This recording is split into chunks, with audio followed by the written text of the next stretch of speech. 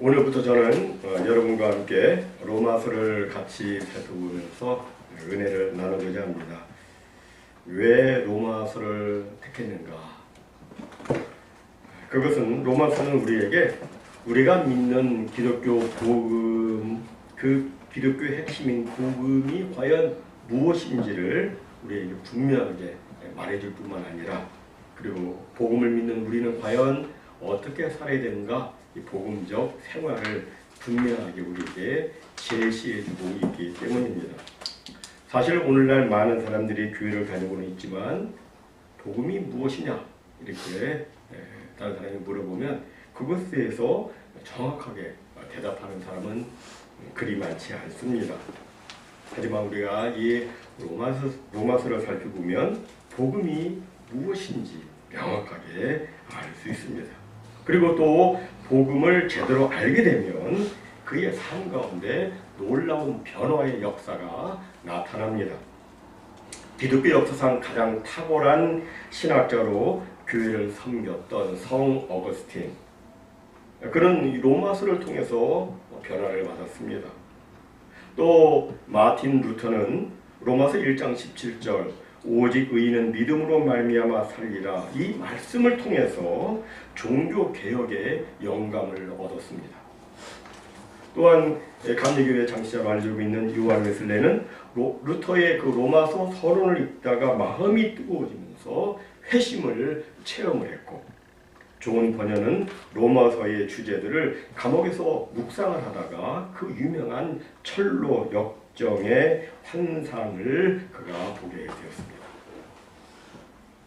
실로 기독교 역사 속에서 로마서는 수많은 사람들에게 영적 해방과 자유를 가져다 주었고, 그리고 또 새로운 영감과 부흥과 영적 혁명을 일으켜서 예수 그리스도의 영광을 드높이고 교회의 영예를 드높였던 겁니다. 그래서 저는 이 로마서를 여러분과 함께 살펴보면서 다시 한번 우리의 신앙을 견고하게 다지고 또 영적 도전을 받아서 하나님께서 정말 기뻐하시는 이 시대의 성도로 쓰임받기를 원하는 겁니다. 일반적으로 로마서는 사도 바울이 제3차 선교 여행 때 예루살렘에 올라가기 전 고린도에 있었을 때 쓴 편지로 알려지고 있습니다. 그는 이 편지를 쓰면서 이 편지에서 처음에 자신을 세 가지로 소개를 합니다. 어떻게 소개를 합니까? 첫째는 종, 둘째는 사도, 셋째는 하나님의 복음을 위해서 택장을 입었다라고 자신을 소개합니다. 오늘은 이 세 가지를 통해서 함께 영적 도전을 받고자 합니다. 첫 번째로 사도 바울은 자신을 뭐라고 소개합니까? 예수 그리스도의 종이라고 소개를 합니다. 예수 그리스도의 종 바울은 이렇게 말하죠. 여기 종이란 말은 헬라어로 둘로스라고 합니다. 둘로스. 이 둘로스는 우리가 일반적으로 알고 있는 하인, 서번트하고 조금 개념이 다릅니다. 일반적인 하인은 어느 정도 개인적인 권리도 있고 약간의 자기 시간도 가질 수가 있고 자기 재물도 가질 수가 있고 그래요. 하지만 둘로스는 그렇지 못합니다. 어떤 개인적인 권리나 자유, 재물을 가질 수 없는 그저 슬레이브입니다. 노예입니다. 아무 자유도 없고 자기 인생 자기 의견도 가질 수 없는 그런 존재가 둘로스입니다. 근데 사도 바울이 자기는 둘로스라고 얘기를 지금 하고 있는 거예요. 당시 둘로스는 주인의 소유로서 주인 마음대로 그 둘로스 종을 죽일 수도 있고 물건을 사고 팔듯이 그렇게 마음대로 사고 팔 수도 있고 그렇습니다. 근데 그 당시로 보면 그 둘로스는 멸시와 천대의 대명사인데 사도 바울이 자기 자신을 나는 예수 그리스도의 둘로스라고 이렇게 지금 소개를 하고 있는 거예요. 이거는 너무나도 충격적인 소개입니다. 자기 어렵게 소개할 수 있잖아요. 그런데 나는 노예라고, 종이라고 이렇게 지금 소개를 해요. 왜 사도 바울은 자기 자신을 그렇게 소개를 할까요? 그리고 왜 하필 사도 바울은 나는 예수 그리스도의 종이라고 그렇게 소개를 할까요? 그것은 바로 자기의 주님이신 예수 그리스도에 대한 이루 말할 수 없는 감격과 감사 때문이었습니다. 아담의 타락 이후 우리 모든 사람들은 아주 악한 주인인 죄와 마귀에 묶여서 살았습니다. 죄에 묶여가지고 마귀에게 종노릇하면서 사망의 종노릇을 했습니다. 여기에서 벗어나는 사람은 아무도 없죠. 하지만 우리를 사랑하신 예수님께서는 우리를 위해서 십자가에 달려 죽으셨습니다. 그래서 우리의 죄값을 다 치르시고 우리를 죄와 마귀에서 사망에서 구해가지고 우리를 이제는 자유인으로 삼아 주셨어요. 우리는 예수 안에 있는 사람은 더 이상 마귀의 종, 죄의 종이 아니에요. 우리는 누구예요? 그리스도에 속한 자유인입니다. 이건 정말 말할 수 없는 큰 은혜죠. 그래서 사도 바울이 결심을 합니다. 비록 자기가 주 예수 그리스도의 그 크신 은혜를 이제 내가 다 갚을 수는 없지만 그 은혜를 어떻게 갚겠어요? 다 갚을 수는 없지만 그러나 어떻게 해서라도 그 은혜를 갚기 위해서 내가 예수 그리스도의 종으로 내가 살아야 되겠다. 그렇게 결심을 합니다. 자유인이지만 그리스도의 종으로 살고자 그렇게 결심을 합니다. 하지만 그리스도의 종으로 사는 것이 쉽지 않았습니다. 성경에 보니까 그는 예수님 때문에 여러 가지 종류의 고통을 당했습니다. 40에서 하나 감한매, 그러니까 몇 대예요? 39대, 그죠? 이 40에서 하나 감한매를 39대를 5번이나 맞았어요. 왜 40대 안 때렸는지 아시죠? 40대를 때렸더니 죽었어요. 그래서 죽기 직전까지 때리는 게 39, 40에 하나 감한매, 40에서 하나 감한매. 이걸 5번이나 맞았어요. 3번 태장으로 맞았습니다. 돌에 맞았습니다. 굶주림을 당하고 헐벗고 육지와 바다에서 어려움을 당하고 동족과 강도들로부터 위협을 당하고 어려움을 그가 당했습니다. 그럼에도 불구하고 그는 현재의 고난은 장차 우리에게 나타날 영광과 좋게 비교할 수 없도다 라고 그가 담대하게 외치면서 자신에게 구원의 은혜를 베풀어 주신 주님을 위해서 그 모든 고난을 그가 다 감수했습니다. 그리고 예수님이 너무나도 좋고 너무나도 그 은혜가 감사해서 로마서 맨 앞에다가 자기를 뭐라고 쓰는 거예요? 예수 그리스도의 종 바울, 이렇게 지금 소개를 하고 있는 겁니다. 그런데 여러분, 바울만 그런 게 아니에요. 성경에 보면 예수님을 만나서 예수님을 따랐던 다른 제자들도 그러했습니다. 베드로도 요한도 또 주의 형제 야고보도 그들이 쓴 편지를 보면요, 모두가 자기를 예수 그리스도의 종이라고 그렇게 소개를 하고 있습니다. 그들은 자신이 예수 그리스도의 종인 것이 너무나도 자랑스럽고 너무나도 감사하고 너무나도 영광스럽고 너무나도 감격스러웠던 겁니다. 근데 우리도 마찬가지죠. 우리 역시 주 예수 그리스도로 말미암아 죄와 마귀의 종에서 해방되어 주님께 속한 매우 존귀하고 영광스러운 자유인이 되었습니다. 앞서 말씀드렸지만 로마 시대에는 종들이 천대를 받고 다들 인간 이하의 대접을 받았습니다. 그런데 한 번도 예수님은 당신의 종들을 그렇게 함부로 대하시지 않으셨어요. 종이긴 한데 그렇게 대하시지 않으셨어요. 예수님은 당신의 종들에게 언제나 사랑으로 대해주셨고 인내로 대해주셨고 그리고 인격적으로 대해주셨습니다. 오늘날에도 어제나 오늘이나 영원토록 동일하신 예수님께서는 우리를 너무나도 귀하게 대하십니다. 인격적으로 우리를 대하시고 있습니다. 그냥 막 함부로 대하시지 않아요. 옛날의 종들은 막 함부로 로마 시대 사람들은 대했지만 예수님은 그렇게 하시지 않아요. 너무너무 예수님의 은혜가 감사해서 사도 바울이 그렇게 자신을 소개를 하고 있는 거예요.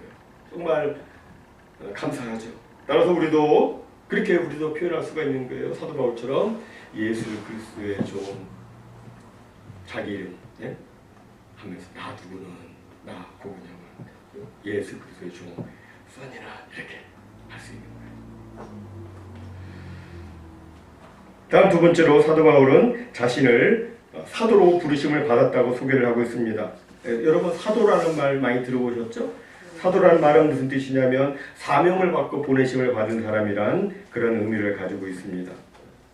이 단어는 본래 황제나 왕으로부터 특수한 임무를 받고 파견될 때 사용이 되었습니다. 요즘으로 말하면 특사나 대사가 되겠는데 한 나라를 대표해서 그 나라에 매우 중요한 임무를 받고 파송을 받은 사람이 바로 이 사도의 의미입니다.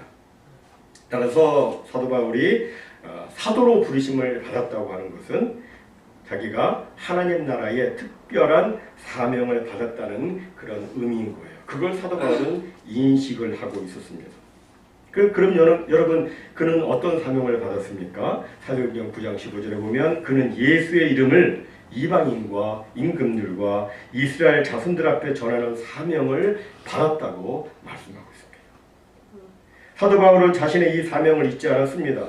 그리고 그 자신의 받은 그 사명을 완수하기 위해서 자신의 생명까지도 내놓았어요.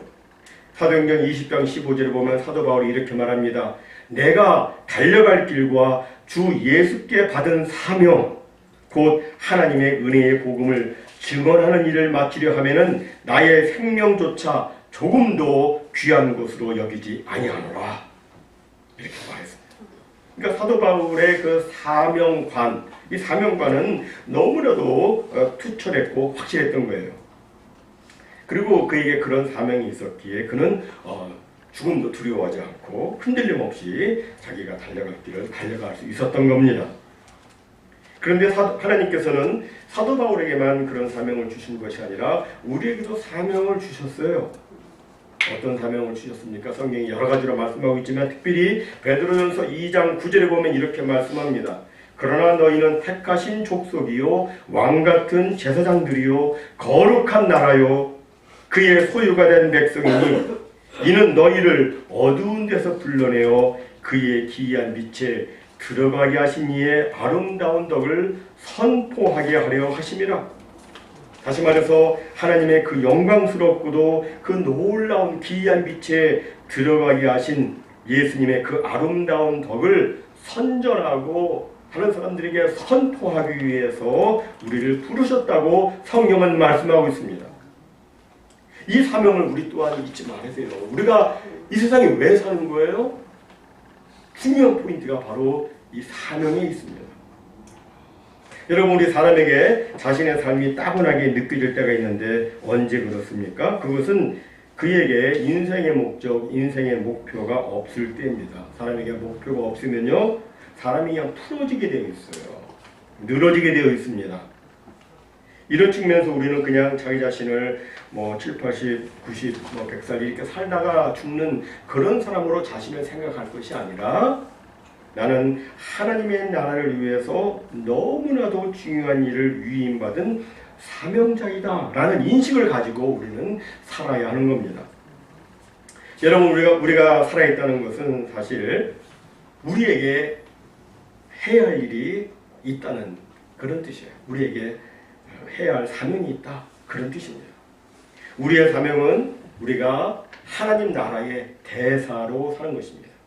여러분이 가는 곳마다 그곳에서 하나님의 나라가 나타날 수 있도록 여러분은 그 하나님 나라의 대사로, 대표자로 늘 사는 거예요.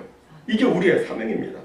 다른 사람들이 우리를 보고 하나님 나라를 발견하고 하나님 나라가 당신 안에 있구나 하는 것을 발견하고 그들이 발견하고 하나님께 영광을 올려드리고 그리고 하나님 나라를 소망하도록 하게 하는 그런 사명을 우리들은 가지고 있는 겁니다. 우리 모두 이 마지막 때에 정말 주님의 사명자로 살기를 바랍니다. 우리는 사명자예요. 그냥 사람이 아니에요. 우리는 사명자입니다. 나를 받아주시고 나를 용납해 주시고 나를 용서해 주시고 나를 새롭게 해주시고 하나님 나라의 그 풍성한 영광과 은혜를 체험토록 해주시는 우리 주 예수 그리스도를 우리가 부르고 또 우리에게 맡겨주신 그 하나님 나라의 그 사명, 그것을 온전히 이루어드리는 그 사명을 우리는 갖고 있는데 이것을 잘 감당하는 우리 모두가 되기를 주님의 이름으로 축원합니다. 이제 마지막 세 번째로 사도 바울은 자신을 복음을 위해서 택정함을 입었다고 이렇게 소개를 합니다. 복음을 위해서 택정함을 입었다. 여기 택정, 이란 말은 무슨 뜻이냐면 어떤 특별한 목적을 이루기 위해서 따로 이렇게 분리해서 떼어놓은, 따로 특별히 구별해 놓은 것을 의미합니다. 따로 이렇게 구별해 놓았다. 그러니까 바울은 자신을 복음을 위해서 따로 구별해 놓은 존재라고 여기고 있었던 거예요. 나는 복음을 위해서 따로 택정함을 입었으니까 어떻게 돼요? 그의 온통 관심은 복음에 있는 거예요. 복음에. 복음을 위해서 택정함을 입었으니까. 따로 구별되었으니까. 그의 관심은 오직 복음 증거였습니다. 근데 여러분, 복음이 무엇입니까? 복음은 유앙겔리온이라고 헬라어로는 그렇게 되어 있죠. 유라는 말은 좋다는 말이에요. 안겔리온은 뭐 천사라는 뜻도 있지만 또 천사가 주는 소식이라는 뜻도 있어요. 그러니까 글자대로 뭐 우리 복음 하면 글자로 복복자의 소리음자 아니에요? 복된 소리, 좋은 소식이라는 뜻이에요. 근데 이 고대 로마 시대에는 이제 전쟁에 승리했을 때 그 소식을 빨리 고국에 알려야 되잖아요. 그래서 전령을 보내지 않습니까? 그때 막 전령이 막 달려가가지고 우리가 이겼다! 이렇게 그 승리의 소식을 전해줄 때 그거 복음이라고 그렇게 했어요. 야, 유앙겔리온이잖아. 정말 기다리던 소식이었잖아요. 근데 그보다 앞서서 이 고대 로마보다 그보다 더 앞서서 성서 언어학적으로 볼 때 이 단어가 맨 처음 쓰여질 때는 이스라엘 백성이 바벨론의 포로로 잡혀갔다가 풀려났을 때라고 봅니다. 우리가 아는 대로 옛날 이스라엘 그 남유다 백성들은 하나님의 말씀에 불순종하다가 어떻게 돼요? BC 586년에 바벨론에 의해서 멸망을 당하지 않습니까? 그리고 바벨론에 끌려가요. 거기서 노예 생활을 합니다. 그러다가 그 강한 그 바벨론, 그 망하지 않을 것 같은 그 바벨론이 하나님의 말씀대로 페르시아의 고레스에 의해서 그 바벨론이 멸망해요. 그리고 이제 고레스가 황제가 된 다음에 칙령을 내리죠. 근데 그 칙령의 내용이 뭐냐면 모든 유대인들은 다 자유다. 이제는 너희들 고향으로 돌아가도 된다. 이런 해방의 명령을 내렸습니다. 이게 얼마나 기쁘고 좋은 소식이에요. 이 더할 나위 없이 기쁜 소식, 이걸 가리켜서 그때부터 이제 이 복음이다, 유앙겔리온이다 이런 말을 사용을 했습니다. 여러분들도 각자에게 소원이 있을 거예요. 그죠? 하나님 이거 꼭 좀 들어주세요 라고 하는 거 소원이 있을 겁니다. 근데 그 소원이 이루어지는 것을 딱 듣게 되면 얼마나 기쁘겠어요. 그게 복음이지 않습니까? 우리 여러분들에게 그런 축복이 있기를 바랍니다. 네. 하나님은 정말 좋으신 하나님이신데 왜 우리에게 그걸 안 주시겠어요? 꼭 그 복음의 소식 들려주기를 바랍니다. 근데 여러분 그것도 중요하고 뭐 다 중요하지만 그러나 그 모든 것보다 더 중요한 복음이 있어요. 더 기쁜 메시지가 있습니다. 더 기쁜 소식이 있어요. 그것은 유대인뿐만 아니라 이 세상에 지금까지 왔던 모든 인류가 다 소원하고 바라는 그 소식입니다. 여러분, 그 소식이 무엇입니까? 그것은 바로 죽을 수밖에 없는 죄인이 영원한 생명을 가지고 하나님 나라에서 영원토록 살 수 있다는 소식입니다. 이게 가장 중요하죠. 뭐 돈 많으면 뭐 하겠어요? 뭐 1000년, 2000년 살면 뭐 하겠어요? 그 다음에 죽으면 소용없잖아요. 권력이 많으면 뭐 하겠어요? 다 소용없잖아요. 뭐 재산 많으면 뭐 하겠어요? 우리 지금 캘리포니아에 화재 났지만 그냥 불에 타는 거 보면서 너무너무 허무하잖아요. 근데 그건 뭐 아무것도 아닌 거예요. 정말 우리 인간한테 필요한 것은 이 죽음의 문제예요. 우리 사람들은 제 아무리 다 대단해도 말이죠, 다 죽어요. 많이 가진 자도 죽고 권력 있는 자도 죽고 뭐 똑똑해도 건강해도 뭐 날고 뭐 해도 다 죽어요.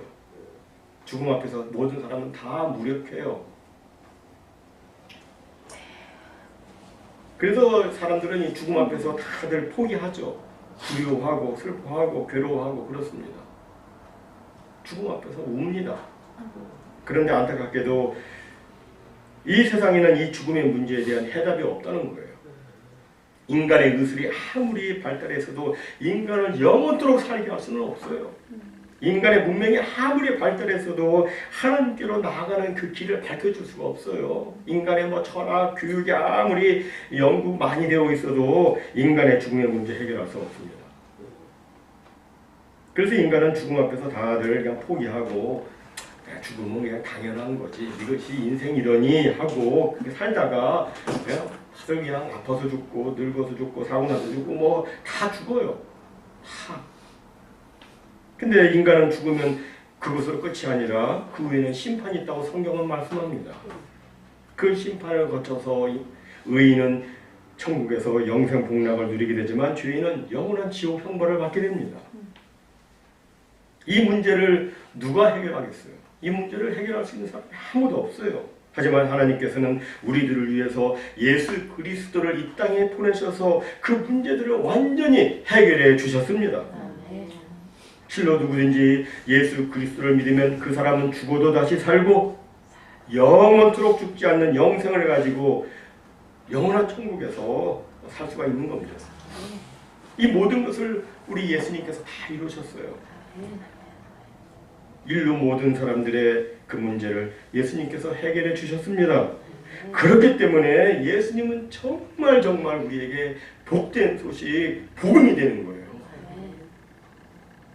여러분, 우리는 확실히 알아야 됩니다. 사람들이 복음 말을 많이 하는데 복음이 무엇이에요? 예수님이 복음이에요. 예수님의 말씀이 복음이고 예수님께서 우리를 위해서 이루신 그 모든 일들이 다 복음인 것입니다.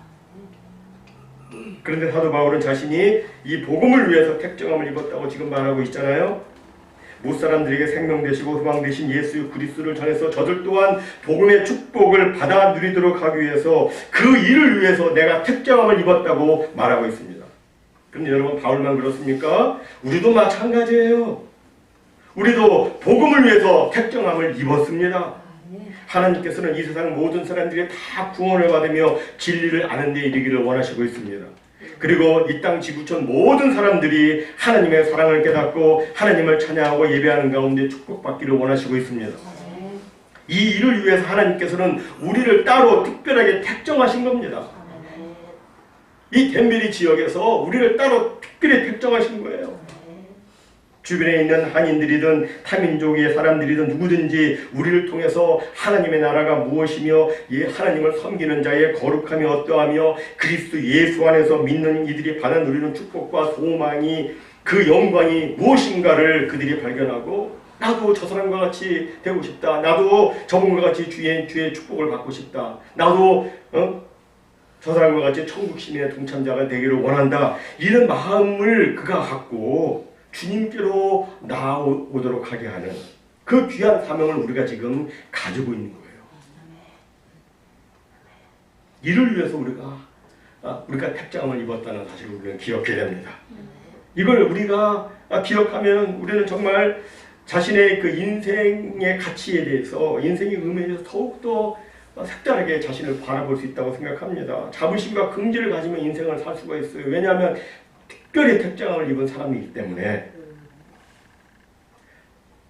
말씀을 맺습니다. 사랑하는 성도 여러분, 사람은 누구나 자기 자신에 대해서 나를 어떻게 생각하고 있느냐, 자기를 어떻게 인식하고 있느냐에 따라서 사람은 행동하게끔 되어 있습니다.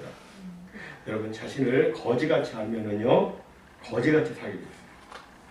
자신을 왕자같이 알면 왕자같이 살고, 자신을 겁쟁이로 알면 겁쟁이처럼 숨게 되어 있고, 자신을 용사처럼 알면 용사같이 싸우게 되어 있습니다. 그렇다면 여러분, 우리는 과연 우리 자신에 대해서 어떤 인식을 가지고 살아야 될까요? 우리가 예수 그리스도의 자랑스러운 종이요,